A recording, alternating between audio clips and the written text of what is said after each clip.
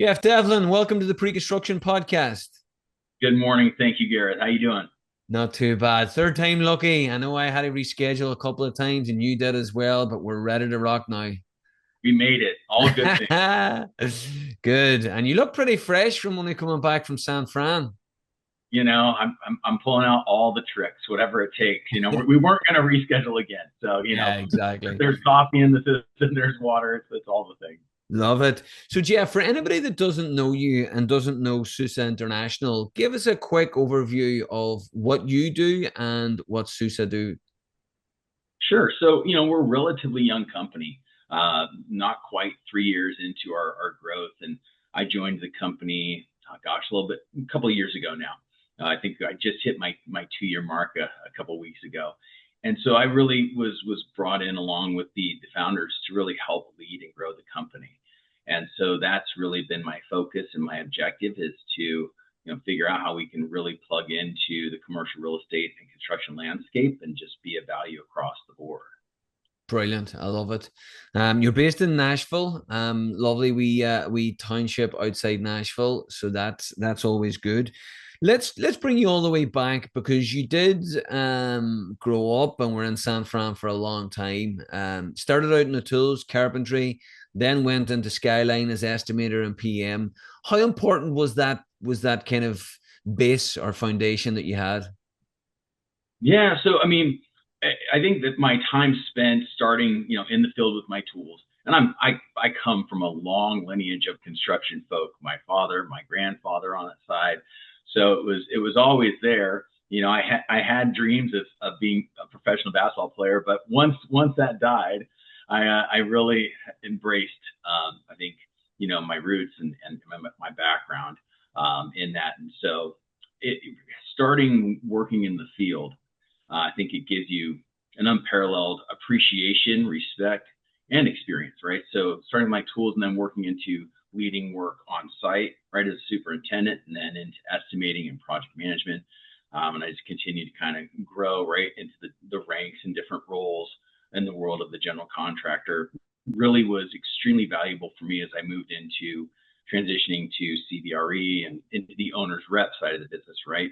So it really gave me a keen understanding of the pain points and the struggle that you can run into as a general contractor, right? And so I never stopped thinking of through that lens when I shifted over to the owner side. And I always looked at myself as a combination for sports people, as a combination of a general manager. I'm building the team, right, and assembling it and everything. And then once the game starts, if we're playing football, I'm the fullback, and I'm just clearing a path so that the running back can just break free. So it's all about clearing hurdles, right? Seeing things, looking downfield, identifying those, and keeping a clear path for everyone. So I think that time for me, and that experience has proved to be invaluable in really identifying those things well in advance.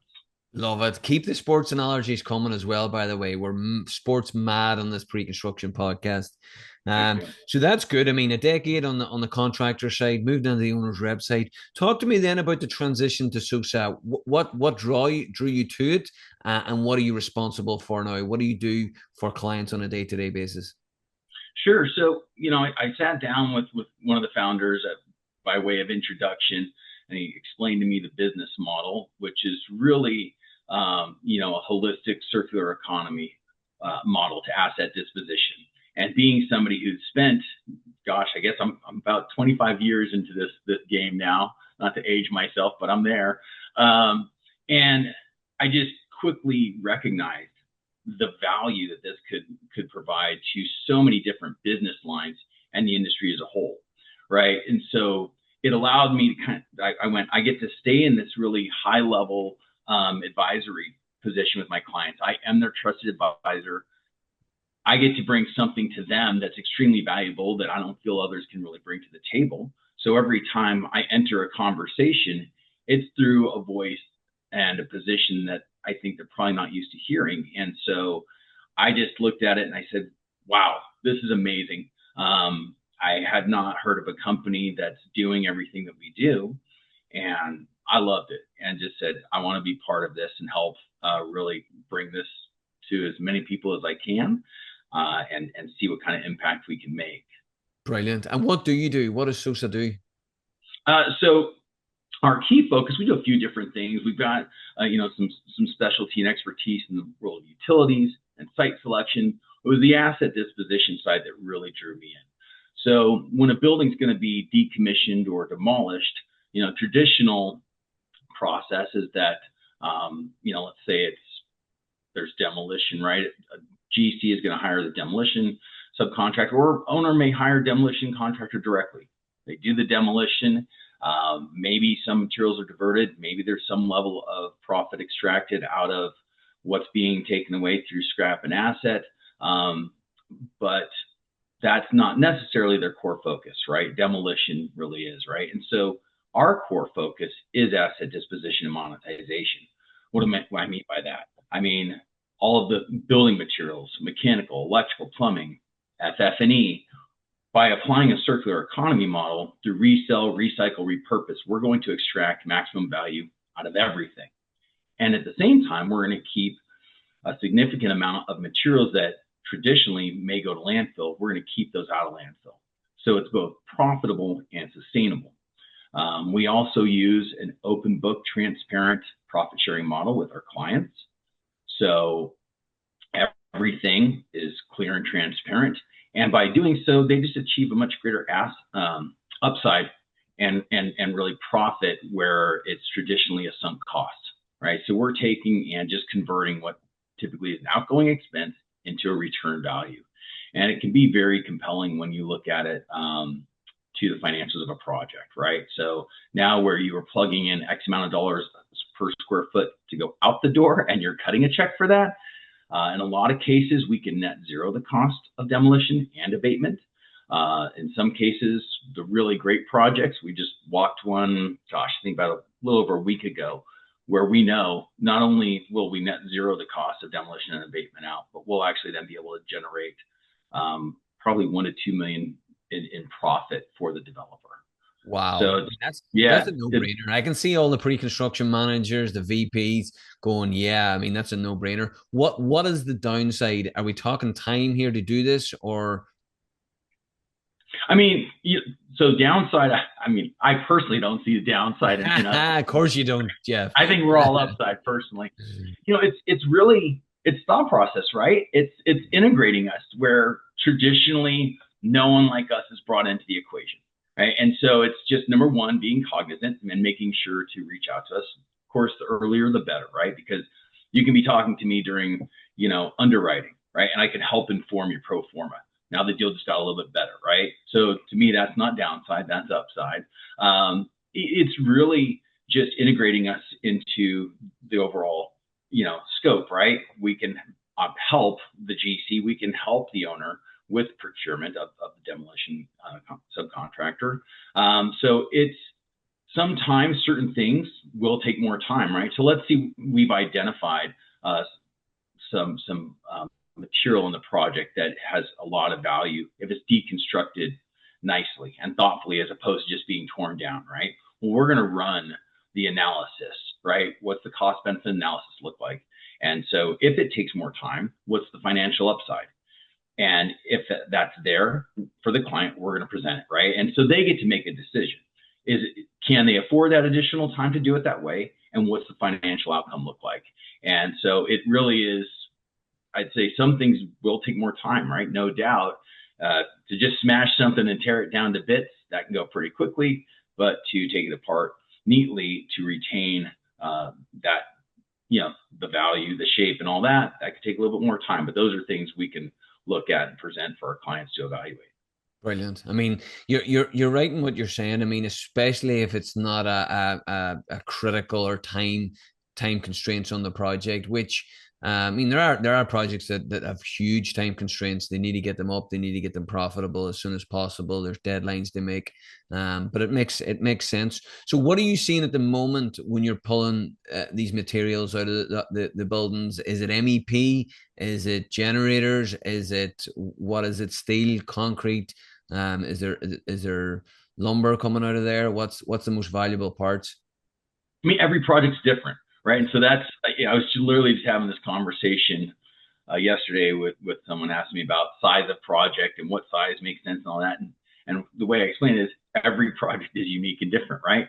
So the same amount of square foot for a building that was built in the last 5 years, that's, maybe a concrete structure versus, and let's say that's just a plain retail block versus an asset from 100 years ago where the building materials may be far more valuable because they're antique versus a data center, right? There's so many things to consider. The fun thing for us is we get to work on a lot of different types of projects that involve all of it, right? So, this week, and I would just say in the past couple of weeks, we're dealing with large data center, office to residential conversion, large big box retail conversion, massive mill that's been shut down that's going to be redeveloped, historical assets that are being demolished for redevelopment, and then also adaptive reuse elsewhere, right? Where it is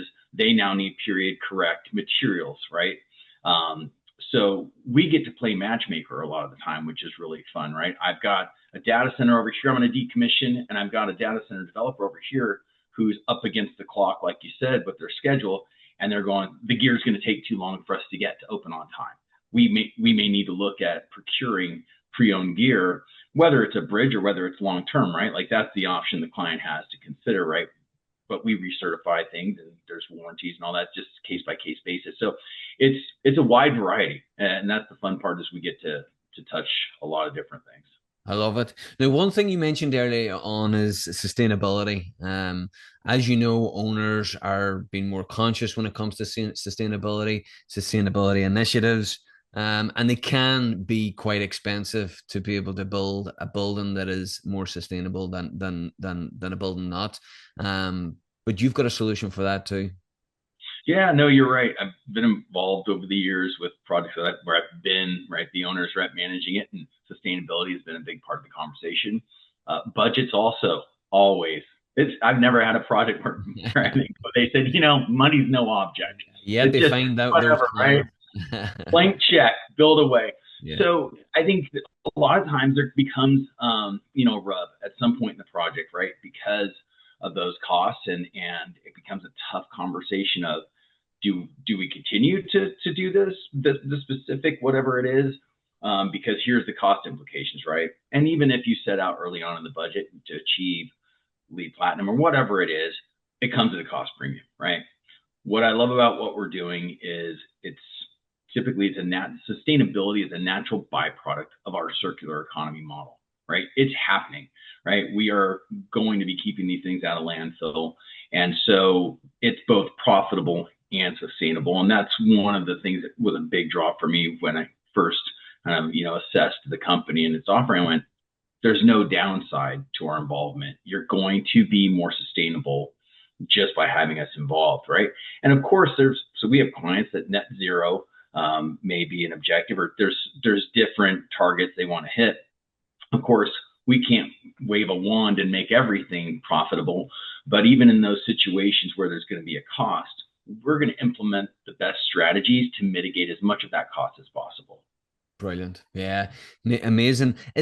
SUSA, was this a product of COVID? With after COVID, the price escalation, supply chain, now we've got tariffs. I mean, is your business just getting busier and busier? And was it something that was thought up of during COVID, that there has to be a better way? The founders of the company, one of which, Chad Elam, really has a huge background in the world of scrap and assets, and has been doing this in certain regards for 20 years. And it was really him coming together with his father, Greg Elam, who came from the utilities world, and really kind of a blending of models. It was really taking the model that Greg had applied in the world of utilities, right? That transparent open book model, and merging that with assets. And I think they just were very keen on how beneficial this could be, and the timing, right? Just feeling right.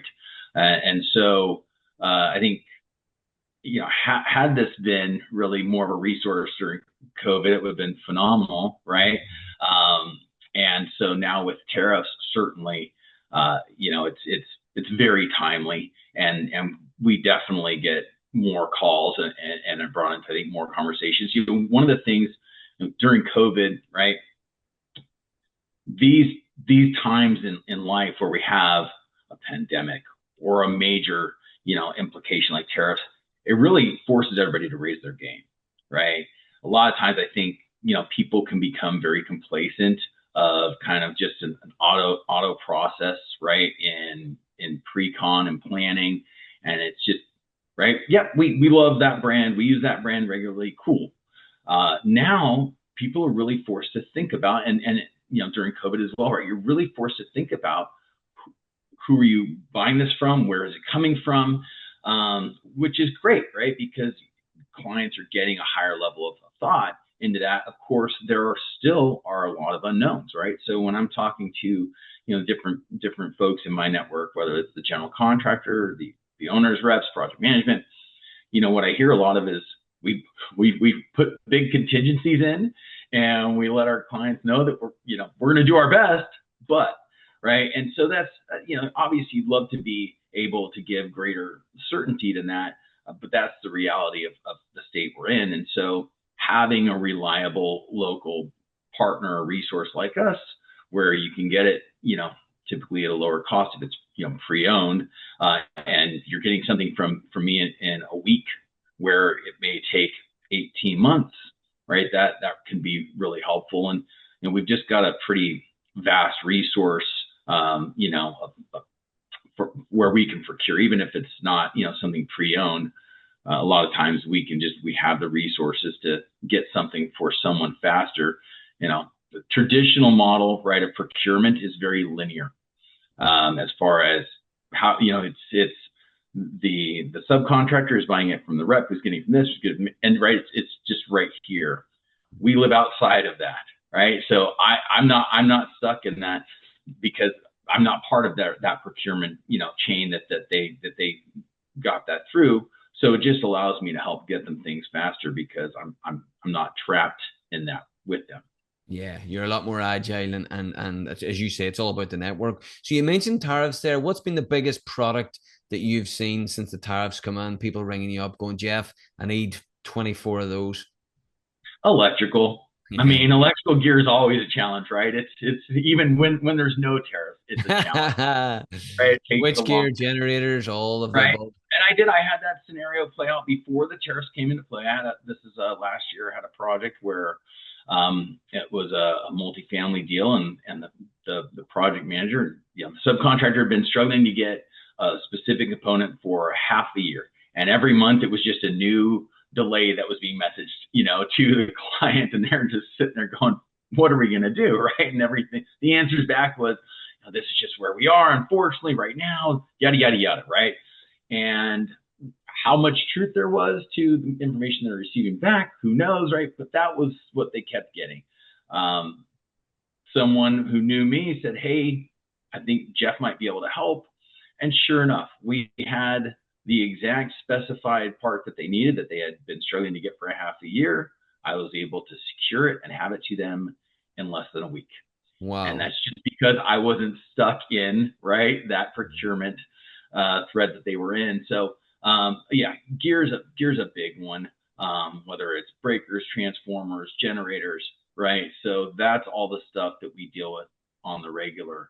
I would say that's typically the biggest pain point that we get brought in to solve. And then, of course, like I mentioned, there's the other very unique ones. But from a tariff standpoint, that's one we can regularly help with. Brilliant. Yeah. No, and listen, we all know that the MEP stuff's just getting more expensive. Well, everything's getting more expensive, but trying to get your hands on it's quite difficult. So what excites you now, Geoff, getting out of bed in the morning, when you go into work, and you're working with SUSA International? What's the future look like? What excites me is I'm literally right now, we're really starting to get some great traction nationally. We're getting some great traction in professional sports. We actually just executed a master agreement a week ago with one of the top 3 global commercial real estate firms. So that was very exciting, right? When you have those are really exciting. Give us a name, Geoff. Come on, don't be. I'll let them give the name. We've got an But exclusive, folks. We've got an exclusive. so yeah, I mean it's really seeing the way. So how will that work? Sorry, Geoff. How will that work? Or what does What's that that? mean? Master? Yeah. Master. Well, so what's neat is we're already tied into multiple business lines, right? So asset, project, brokerage, sustainability, right? So there's many folks within the organization that have already recognized, okay, this is great, right? Procurement, and so it really helps to greatly expedite and simplify getting on a project to project basis, getting a contract executed, right? So now it's just a simple exhibit. It's fast. It's seamless. And I think it just also helps everyone organizationally. There's the comfort there. It's like, okay, great. The vetting process has happened. The key elements of the contract are already in place. We're really just going, okay, for this is the project specific part of this, right? And it also allows them to really bring us into the client conversations, with just peace of mind. Yeah, and you said it before as well. With the delivery methods being so collaborative, it's obviously easier getting you on earlier. And when you know what the pipeline's looking like or what the projects further down the line look like, it's a lot easier. You mentioned nationally there. Does that mean that you guys are going to have like fulfillment centers or some sort of warehouse sprung up all over the place? So we already do have warehousing, Yeah. and it's pretty centrally located, which is nice.